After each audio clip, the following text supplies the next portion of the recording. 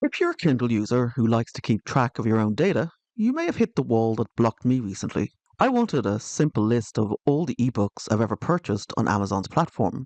I clicked around looking for a big download order history button, and I couldn't find one. I'll save you from wasting your own time doing the same. It isn't there. But I really wanted a personal catalogue of what I bought through the years, so I started digging. In this video, I'll first show you how to get that order history. Then I look into why Amazon makes it so difficult. It's not a bug or some feature they forgot to add. In fact, they took the feature away. First things first, how do you get your hands on your own information? Well, you have to submit a formal data request, and for me, it took 2 days to receive the data. Here's the step by step.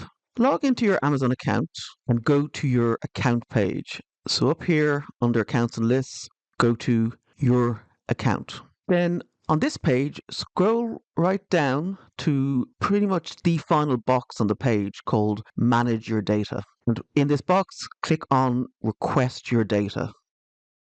It brings me to the data page that allows me to submit requests. Now, there are different types of requests. The top one here on your orders is everything you've purchased. That would include your coffee mugs, the vacuum cleaner. They'll all be in there. And the problem, as you'll see later, is that the more data you get, it's all jumbled in together, the more difficult it probably will be to find what you need. If I scroll down, the option that I took was this Kindle submit request. Some of the files are about the different Kindle devices I have, the serial numbers, the device model. I don't care about that. But it does include the Kindle books you've purchased, borrowed, returned, and are downloaded. And if you scroll down to the end, if you really do want everything, you can go with request all your data. But I suspect that is a bit of an overload. So once you've hit submit request, the next thing that will happen is that you'll receive an email with a link asking you to confirm your request. This is the first email I received within minutes. It's a confirmation link that's active for 5 days. Just click on confirm data request. And then I had a wait of about 2 days, 48 hours. At which point I got this email that had the download link, and that has a 90-day expiration date. I clicked the download button here, and that brought a 2 meg file, a zip file, down to my downloads folder. And here's what I got. This is the zip file, 2 meg. When I unzipped it into folder of the same name, there are 20 top folders. Many of these folders have one or more subfolders, and there's about 1,750 files with various data. Amazon doesn't provide with any explanatory information of what is where. Now, we can take a guess at some of it, like the device usage, that's about the Kindle itself. I'm not that interested. But where are the books? Well, the information of book title, book author, purchase date, and genre is scattered across multiple areas. I'll give you a little bit of a shortcut that if you go into ownership, where is it? Digital content ownership, and here 1,750 files, that's a JSON file. If you're not too sure about that, watch my other videos on getting at this data into a more useful format. But if I just open that, I'll open it with Notepad++, and I can see that there is an acquired date, there is the name or the title of the book, but there isn't any author information in here or the genre. If I jump back up, and what I'll do is I'll just search for genre. So if I jump down to here and I'm just open the file location, and here I am I'm under Kindle in the Unified Library Index datasets customer genres, and that is a CSV file.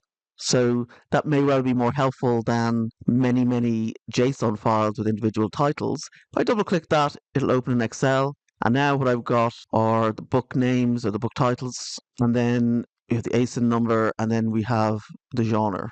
And then I also noticed that in this particular file, some books are in twice because this particular book is classified as both science fiction and fantasy and on literature and fiction. And what I'd like is one row with science fiction, fantasy, comma, literature and fiction, and any further if there are other genres the book fits into. My next quest in this adventure is to find the author information. So I'll put in a different search. I'll just come out of this, the main folder, and I'll search for author. And here I see author name. I'll right click and go into the file location, customer author name relationship CSV. Double click on that, open in Excel, and now I've got the product name. I've got the ASIN. I just mentioned here that the ASIN number here is the unique identifier for the book. You could have multiple books of the same name, but it'll have a unique ASIN number. And that's what's going to allow you to link up the data across multiple files. And I see that that particular book, The Last Watch, pretty good, by the way, if you're into kind of space opera. And that was the author J.S. Jews. So that was a whistle-stop tour through my data. Some data is duplicated in multiple files. The data that I want, author, title, purchase date, genre, is scattered across multiple areas. It all needs to be stitched together. I will cover doing so in other videos. Check out the description below this video to find the links to those other videos. But now I'm going to move on to the reasons behind why Amazon make it so difficult for us to use our own purchase data. Take a look at this timeline. Go back to the early 2010s, and there was an order history button that did let you download a spreadsheet of your physical purchases. That included books, but crucially, it never included Kindle ebooks. But if you were a bit tech savvy, you could get the data from the desktop Kindle app. No, there wasn't a button there either, but Amazon stored book titles and info in XML files on your local machine. Find your way to those files and you could extract the info. That's because XML is an open format, same as JSON. But in 2021, Amazon shut that door. They pushed out an update to the desktop app that switched from XML to a proprietary format. At the time, readers and forums were advising each other not to upgrade until they'd got their data. But at least we still have the physical book order history, right? Nope, they killed that in March 2023. All we have left is the data request and this mishmash of files that you have to trawl through and stitch together to make meaningful.